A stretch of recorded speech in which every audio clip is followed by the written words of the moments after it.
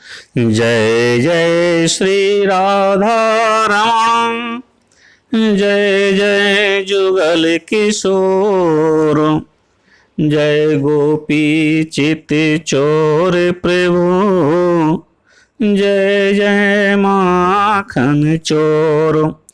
आज हम वैशाख मास महात्म के अध्याय 6 का श्रवण करेंगे।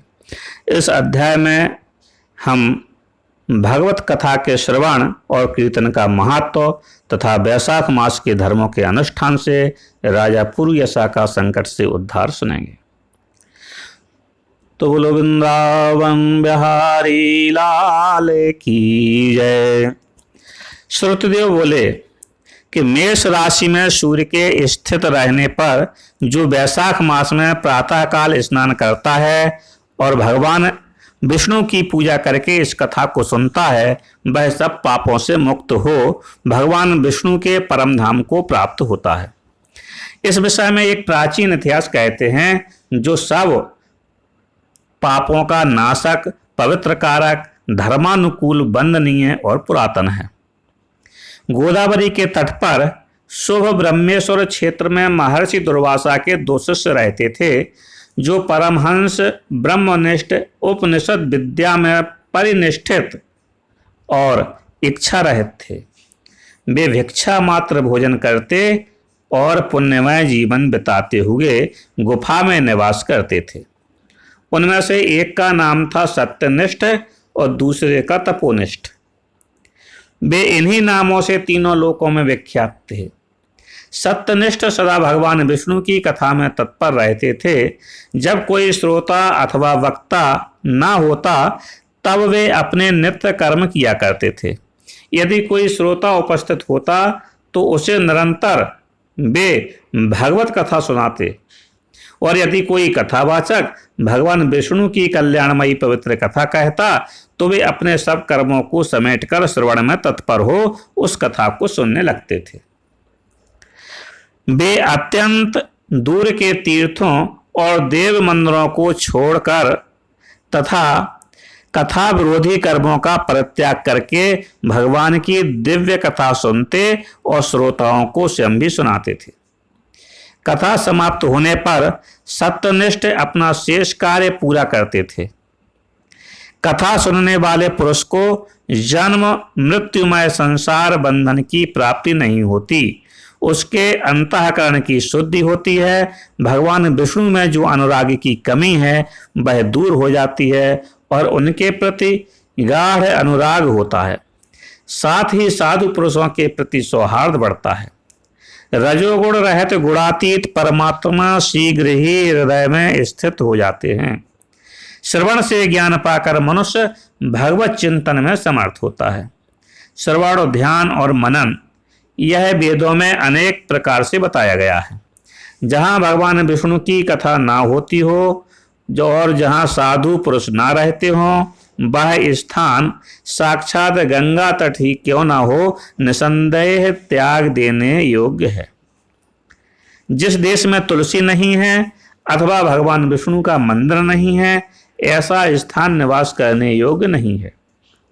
यह निश्चय करके मुनिवर सत्यनिष्ठ सदा भगवान विष्णु की कथा और चिंतन में संलग्न रहते थे। दुर्वासा का दूसरा शिष्य तपोनिष्ठ दुराग्रह पूर्वक कर्म में तत्पर रहता था। वह भगवान की कथा छोड़कर अपना कर्म पूरा करने के लिए इधर उधर हट जाता था। कथा की अवहेलना से उसे बड़ा कष्ट उठाना पड़ा। अंततो गत्वा कथापरायण सत्यनिष्ठ ने ही उसका संकट से उद्धार किया।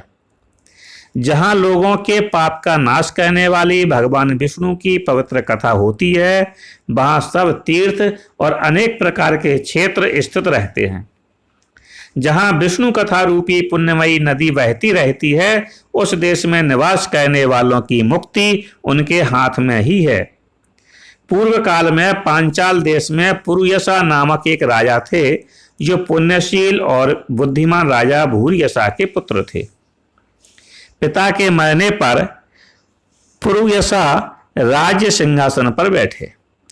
वे धर्म की अभिलाषा रखने वाले, शूरता, उदारता आदि गुणों से संपन्न और धनुर्वेद में प्रवीण थे। उन महामती नरेश ने अपने धर्म के अनुसार पृथ्वी का पालन किया। कुछ काल के पश्चात राजा का धन नष्ट हो गया। हाथी और घोड़े बड़े बड़े रोगों से पीड़ित होकर के मर गए। उनके राज्य में ऐसा भारी अकाल पड़ा जो मनुष्यों का अत्यंत विनाश करने वाला था।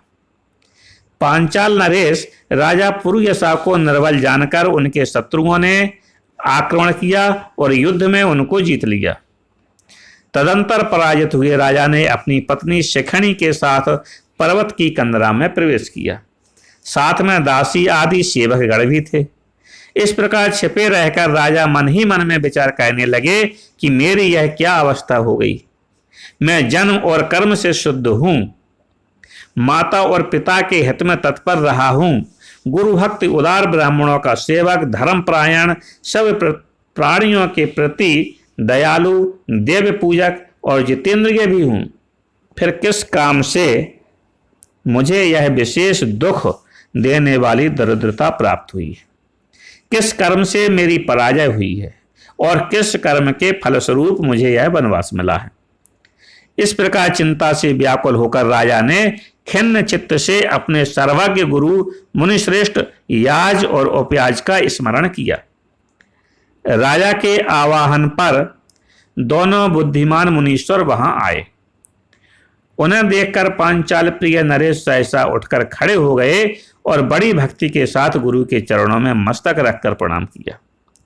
फिर वन में पैदा होने वाली शुभ सामग्रियों के द्वारा उन्होंने उन दोनों का पूजन किया और विनीत भाव से पूछा कि विप्रवरो, मैं गुरु चरणों में भक्ति रखने वाला हूं। मुझे किस कर्म से यह दरिद्रता, कोष हानि और शत्रुओं से पराजय प्राप्त हुई है? किस कारण से मेरा वनवास हुआ है और मुझे अकेला रहना पड़ा? मेरे न कोई पुत्र है, न भाई है और न हितकारी मित्र ही हैं। मेरे द्वारा सुरक्षित राज्य में यह बड़ा भारी अकाल कैसे पड़ गया? ये सब बातें विस्तार पूर्वक मुझे बताइए। राजा के इस प्रकार पूछने पर वे दोनों मुनिश्रेष्ठ कुछ देर ध्यानमग्न हो इस प्रकार बोले कि हे राजन, तुम पहले के 10 जन्मों तक महापापी व्याध रहे हो। तुम सब लोगों के प्रति क्रूर और हिंसा परायण थे। तुमने कभी लेश मात्र भी धर्म का अनुष्ठान नहीं किया। इंद्रिय संयम तथा मनोनिग्रह का तुम में सर्वथा अभाव था। तुम्हारी जिह्वा किसी प्रकार भगवान विष्णु का नाम नहीं लेती थी। तुम्हारा चित्त गोविंद के चारु चरणार बिंदों का चिंतन नहीं करता था और तुमने भी कभी मस्तक नवाकर परमात्मा को प्रणाम नहीं किया। इस प्रकार दुरात्मा व्याध का जीवन व्यतीत करते हुए तुम्हारे 9 जन्म पूरे हो गए। 10वां जन्म प्राप्त होने पर तुम सह्य पर्वत पर पुनः व्याध हुए। वहां सब लोगों के प्रति क्रूरता करना ही तुम्हारा स्वभाव था। तुम मनुष्यों के लिए यम के समान थे, दयाहीन, शस्त्रजीवी और हिंसापरायण थे। अपनी स्त्री के साथ रहते हुए राह चलने वाले पथिकों का तुमने बड़ा कष्ट दिया। बड़े भारी शठ थे तुम। इस प्रकार अपने हित को ना जानते हुए तुमने बहुत वर्ष व्यतीत किए। जिनके छोटे छोटे बच्चे हैं, ऐसे मृगों और पक्षियों के वध करने के कारण तुम दयाहीन दुर्बुद्धि को इस जन्म में कोई पुत्र नहीं प्राप्त हुआ है। तुमने सबके साथ विश्वासघात किया, इसलिए तुम्हारे कोई सहोदर भाई नहीं होगा। मार्ग में सबको पीड़ा देते रहे, इसलिए इस जन्म में तुम मित्र रहित हो। साधु पुरुषों के तिरस्कार से शत्रुओं द्वारा तुम्हारी पराजय हुई है। कभी दान न देने के दोष से तुम्हारे घर में दरिद्रता प्राप्त हुई है। तुमने दूसरों को सदा उद्वेग में डाला, इसलिए तुम्हें दुस्सह वनवास मिला। सबकी अप्रिय होने के कारण तुम्हें असह्य दुख मिला है। तुम्हारे क्रूर कर्मों के फल से ही इस जन्म में मिला हुआ राज्य भी छिन गया है। वैशाख मास की गर्मी में तुमने स्वार्थवश एक दिन एक ऋषि को दूर से तालाब बता दिया था और हवा के लिए पलाश का एक सूखा पत्ता दे दिया था। बस जीवन में इस एक ही पुण्य के कारण तुम्हारा यह जन्म परम पवित्र राजवंश में हुआ है। अब यदि तुम सुख, राज्य, धन, धान्यादि संपत्ति, स्वर्ग और मोक्ष चाहते हो अथवा सायुज्य एवं श्री हरि के पद की अभिलाषा रखते हो तो वैशाख मास के धर्मों का पालन करो। इससे सब प्रकार के सुख पाओगे। इस समय वैशाख मास चल रहा है। आज अक्षय तृतीया है। आज तुम विधि पूर्वक स्नान और भगवान लक्ष्मीपति की पूजा करो। यदि अपने समान ही गुणवान पुत्रों की अभिलाषा करते हो तो सब प्राणियों के हित के लिए प्याऊ लगवाओ। इस पवित्र वैशाख मास में भगवान मधुसूदन की प्रसन्नता के लिए यदि तुम निष्काम भाव से धर्मों का अनुष्ठान करोगे तो अंतःकरण शुद्ध होने पर तुम्हें भगवान विष्णु का प्रत्यक्ष दर्शन होगा। यह कहकर राजा की अनुमति ले उनके दोनों ब्राह्मण पुरोहित याज और उपयाज जैसे आए थे वैसे ही चले गए। उनसे उपदेश पाकर महाराज पुरुयशा ने वैशाख मास के संपूर्ण धर्मों का श्रद्धा पूर्वक पालन किया और भगवान मधुसूदन की आराधना की। इससे उनका प्रभाव बढ़ गया तथा बंधु बांधव उनसे आकर मिल गए। तत्पश्चात वे मरने से बची हुई सेना को साथ ले बंधुओं सहित पांचाल नगरी के समीप आए। उस समय पांचाल राजा के साथ राजाओं का पुनः संग्राम हुआ। महारथी पुरुयशा ने अकेले ही समस्त महाबाहु राजाओं पर विजय पाई। विरोधी राजाओं ने भागकर विभिन्न देशों के मार्गों का आश्रय लिया। विजयी पांचाल राज ने भागे हुए राजाओं के कोष 10 करोड़ घोड़े, 3 करोड़ हाथी, 1 अरब रथ, 10,000 ऊंट और 3 लाख खच्चरों को अपने अधिकार में करके अपनी पुरी में पहुंचा दिया। वैशाख धर्म के महात्म से सब राजा भग्न मनोरथ हो पुरुयशा को कर देने वाले हो गए और पांचाल देश में अनुपम सुकाल आ गया। भगवान विष्णु की प्रसन्नता से इस वसुधा पर उनका एक छत्र राज्य हुआ और गुरुता, उदारता आदि गुणों से युक्त उनके 5 पुत्र हुए जो धृष्टकीर्ति, धृष्टकेतु, धृष्टद्युम्न, विजय और चित्रकेतु के नाम से प्रसिद्ध थे। धर्म पूर्वक प्रतिपालित होकर समस्त प्रजा राजा के प्रति अनुरक्त हो गई। इससे उसी क्षण उन्हें वैशाख मास के प्रभाव का निश्चय हो गया।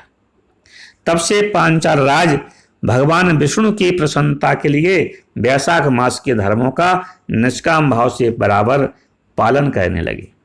उसके इस धर्म से संतुष्ट होकर भगवान विष्णु ने अक्षय तृतीया के दिन उन्हें प्रत्यक्ष दर्शन दिया। बोलो विष्णु भगवान की जय। गोविंद बोलो हरि गोपाल बोलो। गोविंद बोलो हरि गोपाल बोलो। राधा रमण हरि गोविंद बोलो।